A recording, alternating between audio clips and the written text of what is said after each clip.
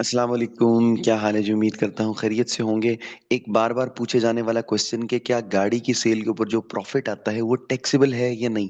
उससे पहले आपको पता होना चाहिए क्या गाड़ी कैपिटल एसेट की कैटेगरी में फॉल करती है। अगर फॉल करती है तो कैपिटल एसेट की कैटेगरी में फॉल करने वाला हर एसेट, उसके ऊपर कैपिटल गेन जो भी आएगा टैक्स लगेगा। लेकिन अगर एसेट कैपिटल एसेट की कैटेगरी में फॉल नहीं कर रहा, वो कोई भी एसेट हो, तो फिर उसके ऊपर कैपिटल गेन टैक्स अप्लाई नहीं होगा। आवाज की खराबी के लिए माजरत खा हूँ, थोड़ी सी तबीयत ऐसी है। अब स्टार्ट करते हैं। देखिए, उसने तीन चीजें एक्सक्लूड की हैं। वो कह रहे हैं इनके ऊपर अगर गेन आया तो वो कैपिटल गेन नहीं होगा। दो तो ऐसी चीजें हैं जिनके ऊपर टैक्स लगेगा लेकिन वो बिजनेस के हेड में जाएंगी। देखिए, पहली वो है, अगर आप बिजनेस के लिए कोई इन्वेंट्री खरीदते हैं, कोई स्टॉक खरीदते हैं, कोई प्रोडक्ट खरीदते हैं, उसको बेचते हैं, तो उसका प्रॉफिट कहाँ पे टैक्स होगा? बिजनेस के हेड में। और दूसरा है हमारे पास, कोई भी आप प्रॉपर्टी यानी कि जिसके ऊपर डेप्रिसिएशन या अमोर्टाइजेशन चार्ज होती है, यानी कि टेंजिबल या इनटेंजिबल एसेट जो बिजनेस में आप यूज कर रहे हैं, जिसकी डेप्रिसिएशन या अमोर्टाइजेशन क्लेम कर रहे हैं, जब आप उसको सेल करेंगे तो उसके भी जो कॉन्सिक्वेंसेज हैं, उसके ऊपर प्रॉफिट है, उसके ऊपर लॉस है, वो बिजनेस के हेड में डील होगा। लेकिन तीसरी चीज उसने कैपिटल एसेट की कैटेगरी से रिमूव की है, वो है any movable property held for personal use by person और हिज फैमिली डिपेंडेंट्स।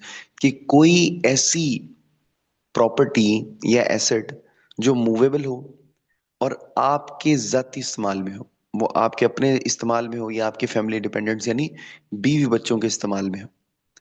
अब मूवेबल की कैटेगरी में गाड़ी भी आ सकती है, और वो ज़ाती इस्तेमाल की गाड़ी की बात कर रहे हैं। आपका जनरेटर भी आ सकता है, आपका लैपटॉप भी आ सकता है, आपके घर में जो साजो सामान है, फर्नीचर फिक्सचर वगैरह, एसी फ्रिज, ये तमाम चीज़ें यहाँ पे कवर होती।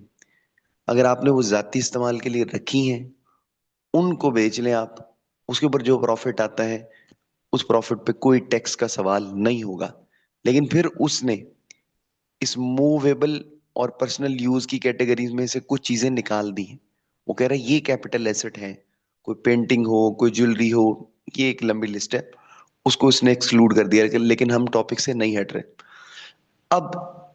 लेकिन एक बात जो बड़ी इंपॉर्टेंट, कि गाड़ी की सेल के ऊपर आप टैक्स तो देंगे नहीं, लेकिन जो प्रॉफिट आया वो आपकी वेल्थ को बढ़ाएगा। ये एक बहुत बड़ा बेनिफिट है। पाकिस्तान में क्या होता है, इन्फ्लेशन की वजह से गाड़ियां महंगी होती रहती हैं और आपको काफ़ी पैसे बचाने का मौका मिलता है। वैसे गाड़ी एक डेप्रिशिएटिंग एसेट है, लेकिन पाकिस्तान में इन्फ्लेशन की वजह से वो आपको बेनिफिट दे जाती है। अब लेट सपोज आपने साल 2 साल पहले 20 लाख रुपए की एक गाड़ी खरीदी, आज वो 30 लाख रुपए की सेल हो गई, उसने आपको कितना गेन दिया? 10 लाख रुपए का। क्या इसके ऊपर कोई टैक्स लगेगा? नहीं लगेगा। तो गेन टैक्स आप जीरो लिख दें, अब ये आपको फायदा देगी, लेकिन ये आपकी वेल्थ में डिक्लेयर्ड होनी चाहिए थी। जिस वक्त आपने परचेज की थी ना, आपकी वेल्थ में डिक्लेयर हो, फिर जब आप सेल करेंगे फिर आप उसको सारा मैनेज कर सकते हैं। हो सकता है आपके अकाउंट में पैसे आए हो, आपका अकाउंट 30 लाख रुपए से बढ़ जाए, लेकिन आपने ऑलरेडी गाड़ी डिक्लेयर ही नहीं की हुई, तो फिर आप उसको कैसे मैनेज करेंगे? फिर तो बजाय बेनिफिट लेने के आपके लिए मुसीबत पड़ जाएगी।